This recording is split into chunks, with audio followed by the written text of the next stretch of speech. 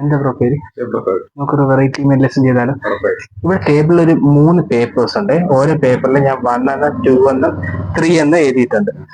ഒരു മഞ്ഞ colour paper, മഞ്ഞ കളറാണ് പേപ്പർ. മഞ്ഞ കളറിന് ഒരു എന്താ പറയുക, ഒരു അമാന ശക്തിയുള്ള ഒരു കളർ എന്നാ പറയുന്നത്.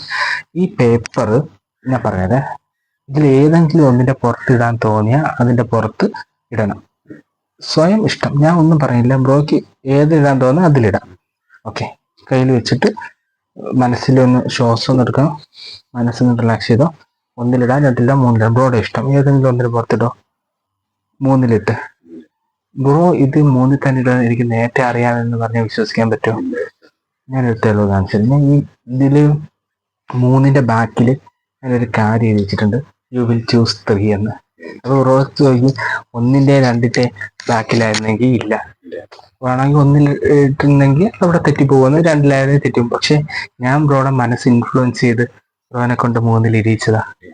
Okay, thank you. ഓക്കെ.